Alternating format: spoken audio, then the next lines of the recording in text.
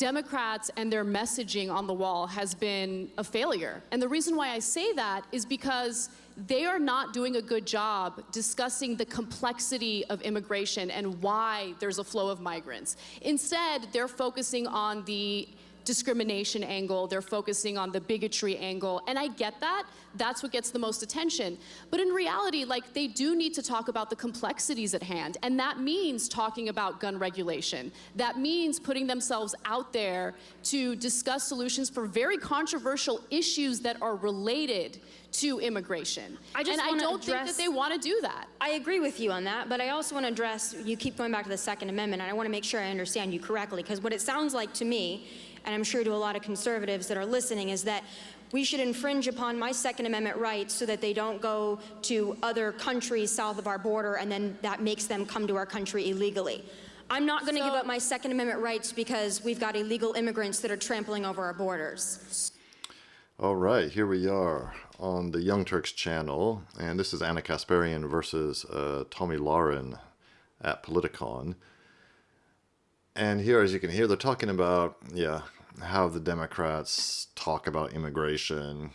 And I don't understand, frankly, I don't really understand what Ana Kasparian's point is here about what that has to do with gun control. And of course, Tomi Lahren's weighing in on the other side about how she's very pro 2A, of course.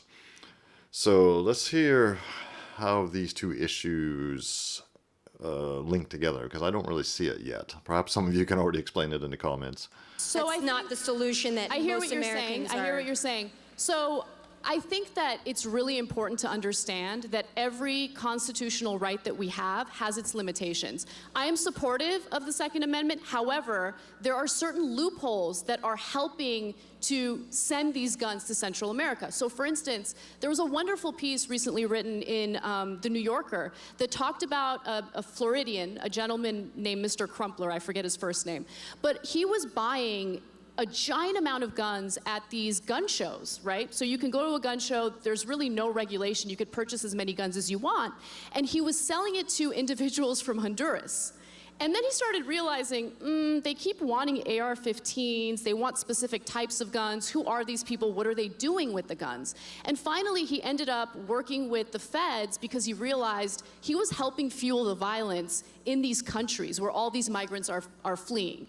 And so it's a very simple issue. Just close the gun show loophole. That doesn't infringe on your rights. But do you realize that if you buy your gun from a firearms dealer, you still have to go through the background check? You realize that, right? That you I do, but I'm not talking about buying it from a dealer. And even in the case of buying your gun at a dealer where you do a background check, there are loopholes to that process as well. So one of the ways that Dylan Roof was able to purchase a gun was, the FBI literally has 3 days to do the background check. He went right before a 3-day weekend, right? There was a federal holiday. And so the FBI didn't get back to the private seller in time. And at that point, the private seller, without doing a background check, or having the FBI doing the background check, can just sell the gun, right? So that's the reason why I'm saying you can still have access to your Second Amendment rights, to your guns, but there are certain laws that just make sense, certain loopholes that we should cut or get rid of in order to ensure that guns don't end up in the wrong hands. And we can have those conversations. But when you have people like candidates from your party saying we're going to confiscate your guns, we're going to send the police to knock on your door and confiscate your guns, that's problematic. But before we get into the full Second Amendment thing, I do want to go back to immigration, because you talked about some of the problems and how we're not addressing the problems and we're not providing solutions. I think the wall is a solution. I don't think that's the only solution. We need to change our asylum laws so that people that are actually seeking asylum are able to see those judges in a timely manner, and they're not right now because anybody is coming across the border, which, by the way, you're not claiming asylum if you come into this country illegally and then raise your hands and say, I'm claiming asylum. You claim asylum at a port of entry. That is not the case. So what do we do when Border Patrol agents are literally blocking ports of entry to prevent them from... You don't let them in. That's what you do. Because this whole asylum seeker thing is ridiculous. And it's clearly just being abused.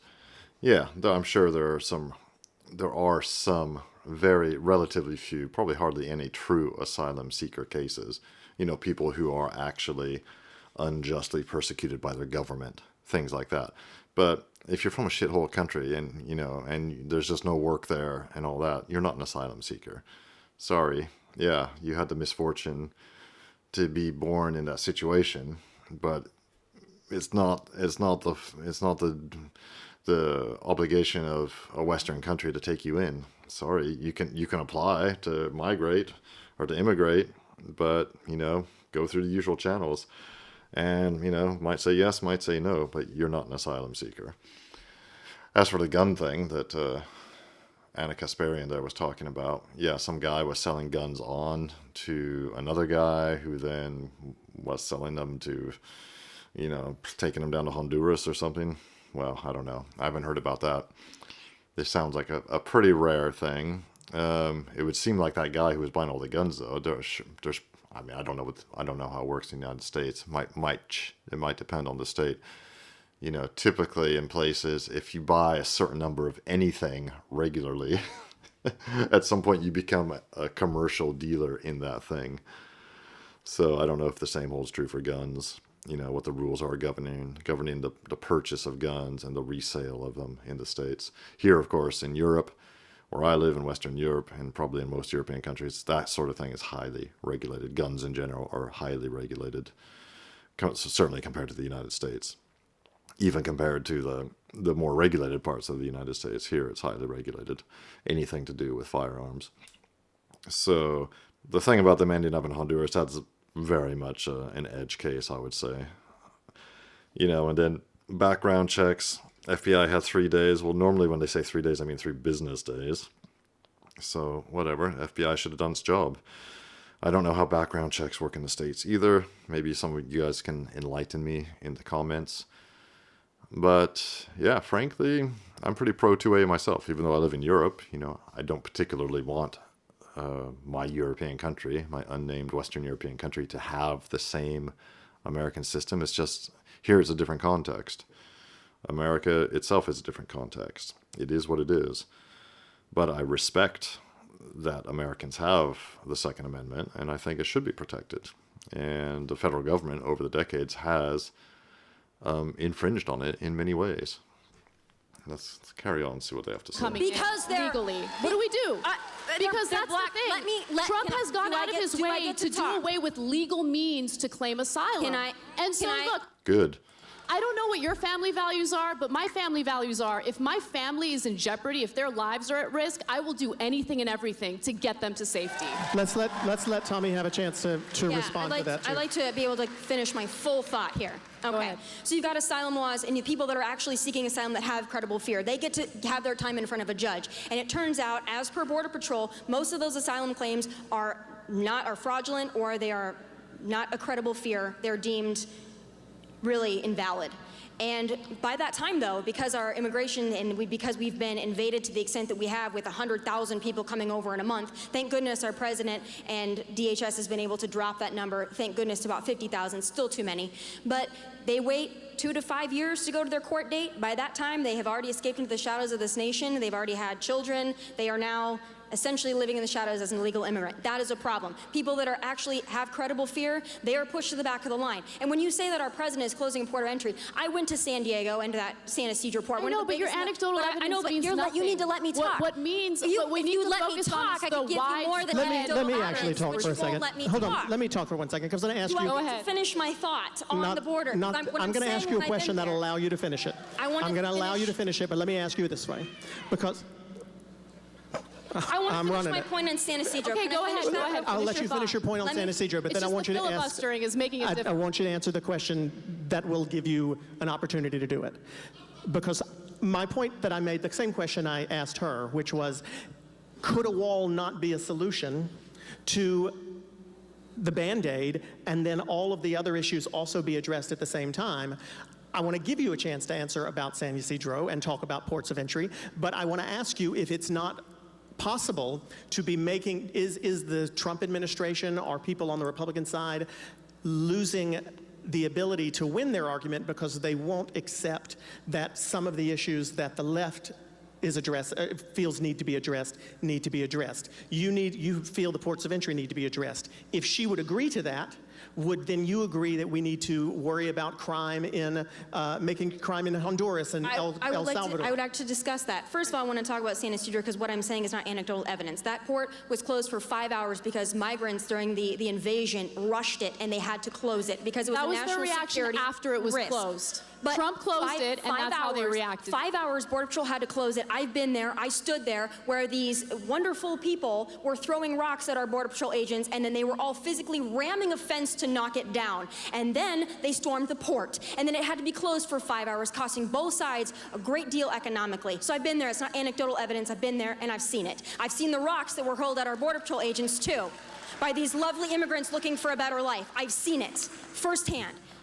Also, if we're going to address problems in the country, we can address that because there are a lot of problems in these countries. And Makalinin spent a lot of time in those countries, which is a reason why you're seeing the border crossings going down, because he did spend time in those nations. That was our outgoing secretary, did spend time there. You're also seeing Mexico, because of this president, cooperating and also saying, you're right, we need to put our troops on the border, we need to help you with your problem. That was also because President Trump decided to crack down. But we're talking about crimes in these countries. How do you think these criminal organizations are largely funded? Beyond drugs, they're also funded by smuggling. So you're having immigrants who might be coming over here looking for a better life, paying a coyote or a smuggler thousands of dollars to come into the United States illegally. That is funding the criminal organizations that are ruining those countries. So if we're saying, smugglers are different from fine. cartels and gangs. So the cartels and gangs are the individuals that are carrying out acts of violence that's so brutal that these, and by the way, the mischaracterizations that you're guilty of right now is why people call you racist. I'm just telling What? you. Because I right? was there? Yeah, because you're dehumanizing. No, You're I'm not. dehumanizing No, I'm not individuals dehumanizing who are anybody. fleeing crime in their country. Why are they Let throwing me rocks ask. at our How Border many kids- Patrol agents, Anna? That Are is you my going to let me question. Let me finish ask- now? let Are me you gonna ask. let me finish? Let me Because ask. I've been very have. calm considering the situation. While you have. But interrupt I wanna- me, but let you've me been ask very this. calm while you trampled would over it all be- of my time. Would it be accurate to say that when Anna meets someone or speaks to someone who is a Trump supporter and that Trump supporter happens to... All right, enough of this. So yeah, they were talking over each other, but to me it's just very simple. Yeah, there's obviously a huge problem. I've talked about immigration in some of my other videos, if you've been watching. And yeah, sorry, close the border, close it off. No, do not let people in. Do not release them into the United States with a court date to come to an immigration judge who will then decide their case. No, and decide their case and then tell them whether or not they can stay. And if they can't stay, they have to deport themselves. Yeah, that's just an insane system. Sorry, not the way it works. They can make their application at the border. They can stay in Mexico, and yeah, you want to hire more immigration judges to process those applications while they're in Mexico? Okay, fine. Can do that, but absolutely not. Should we be just letting in these caravans of migrants? And this the asylum thing is just insane. Like I said, there's a very small percentage of these applications are actual true asylum cases. It's just ridiculous. So they were just talking over each other. It wasn't particularly useful there, but it is nice to just get a feel for how the right and left have trouble talking to each other about this kind of issue. Let me know what you think in the comments, and as usual, like and subscribe. It really helps me grow the channel and continue making content for you.